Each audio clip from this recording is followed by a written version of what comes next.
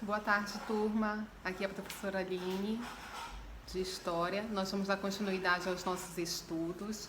Hoje é a nossa aula número 4, quinta-feira, 16 de abril. As aulas estão sendo postadas às 15 horas, dias de terça e quinta, como combinado ali no nosso cronograma. Na aula de hoje, eu vou comentar um pouco a respeito sobre a marcha da colonização na América Portuguesa. Esse assunto nós trabalhamos na aula anterior, né? Eu gravei o áudio, direcionei vocês para uma videoaula, pedi que vocês fizessem uma atividade relacionada a essa videoaula, elaborando ali um mapa mental e fazendo comentário do que vocês entenderam do que foi proposto, né? E assim foi realizada essa atividade.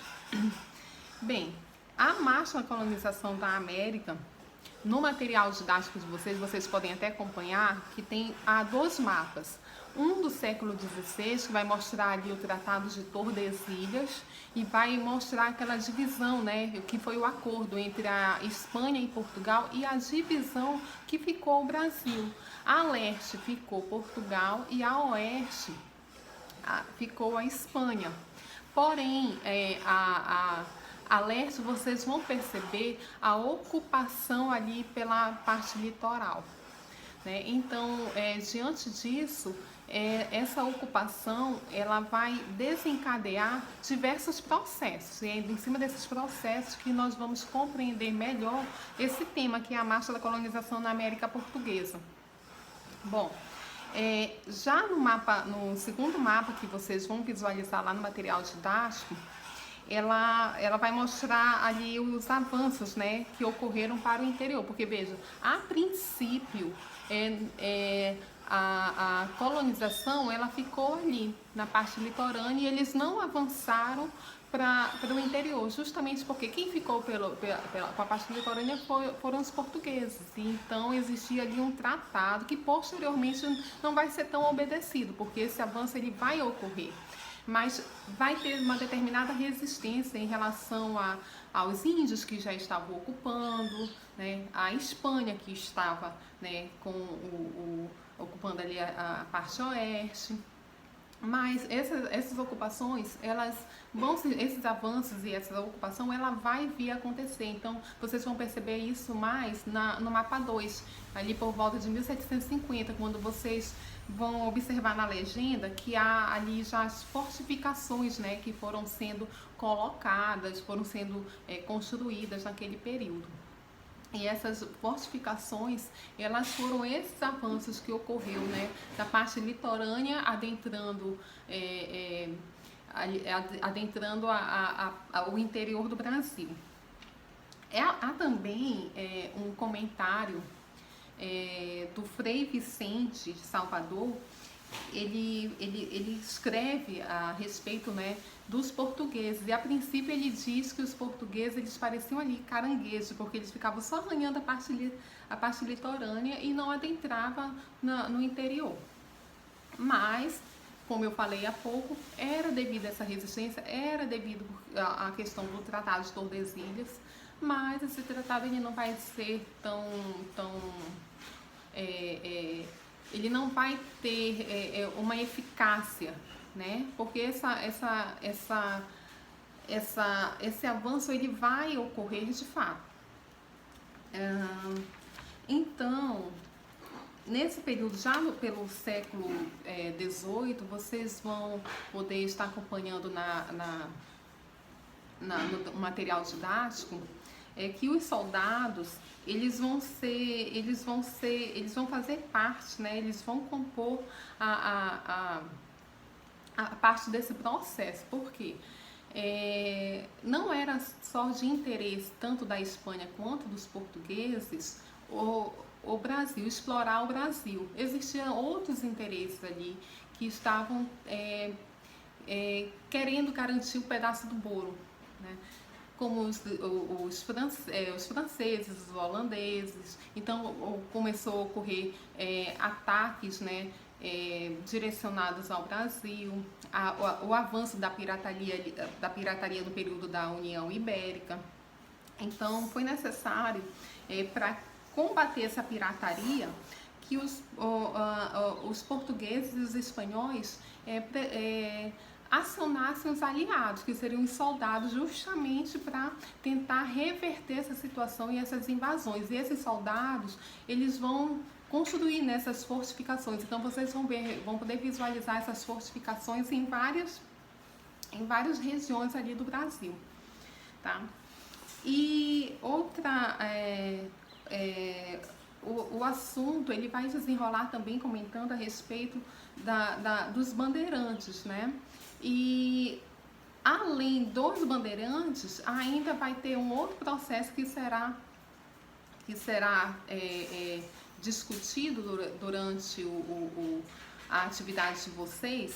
Vocês vão poder estar ali acessando as aulas, né, através do áudio e através do material didático, sobre dois tipos de situações que fizeram com que essa colonização, ela de fato tivesse eficaz. Uma foram as entradas e outra as bandeiras. As entradas, elas eram expedições oficiais organizadas ali pelo governo português, que tinham o intuito, né, de explorar as riquezas, de encontrar ouro e dominar ali parte do território. Mas só que as entradas, elas não tiveram tanto êxito, diferente das bandeiras, né? As bandeiras, elas já foram expedições particulares organizadas pelos paulistas. E essas expedições, elas eram financiadas ali pela elite local, pelos fazendeiros e pessoas que tinham interesse também em agregar essa riqueza, né? Trazer essa riqueza para si. Então, houve esses financiamentos. Quanto às entradas, não teve êxito nesse processo, mas já as expedições particulares foi bem diferente. Então, em relação às expedições particulares, vocês vão perceber que esse período, o Nordeste, ele está tendo uma certa prosperidade, digamos assim, principalmente ali por Olinda e tudo mais. Então, na percepção dos paulistas, eles acreditavam que o sertão poderia trazer a eles, garantir uma determinada abundância, prosperidade, riqueza. Então, eles começaram a mandar as expedições, né, justamente para o Nordeste, para garantir esse pedaço, né, esse pedaço do bolo, né? Eles queriam essa riqueza também.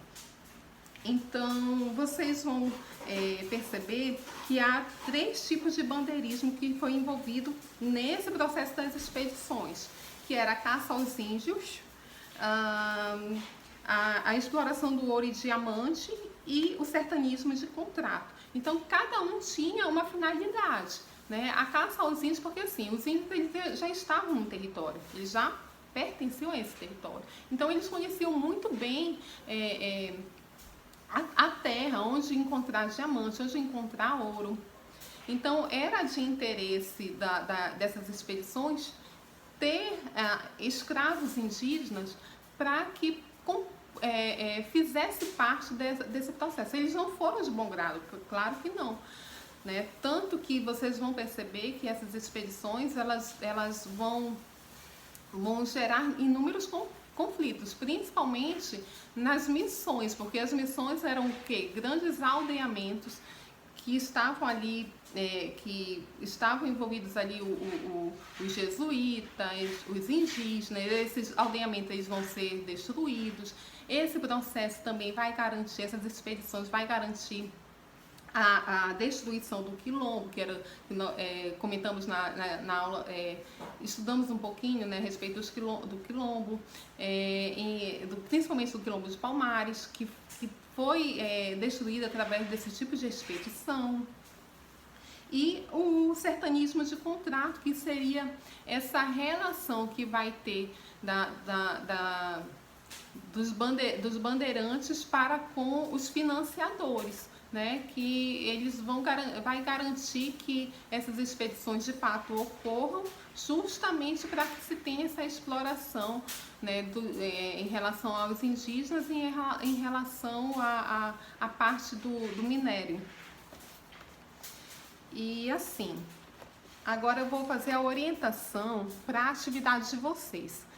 Recordo que eu comentei no início que nós fizemos uma atividade ao qual vocês foram direcionados a uma videoaula, e essa videoaula ela fazia o comentário a respeito dessa temática, da marcha da colonização, das bandeiras, dessas expedições que ocorreram, né, nesse processo. Então eu pedi para que vocês desenvolvessem um mapa mental e fizessem elaborar, me enviassem através de áudio uma explicação do mapa mental de vocês, e assim foi realizado. Bom, então a orientação para a atividade eu elaborei algumas questões, deixa eu até verificar, foi até da AH, que essas questões elas estão de acordo com a temática de 2 alunos, que é do Roger Willey, né, e da Juliana Guedes. Eles elaboraram ali o estudo, a nossa atividade é baseada no estudo desses 2 alunos. Então, vocês vão ter como material de apoio, além do livro, que vocês vão poder, né, estar consultando o material didático de vocês, e o áudio da Juliana e do áudio do Roger. Também há dentro do PDF o mapa mental da Juliana. Eu coloquei lá o mapa mental. Então, essas ferramentas elas vão servir a vocês para que vocês possam estar desenvolvendo a atividade, tá bom? Qualquer dúvida podem estar me consultando via WhatsApp. Eu vou estar aguardando o retorno de vocês para qualquer, se vocês não tiverem alguma questão, alguma colocação a acrescentar, podem estar me consultando. Eu vou aguardar, a atividade está com data de entrega, observem no PDF, e eu desejo a vocês bons estudos.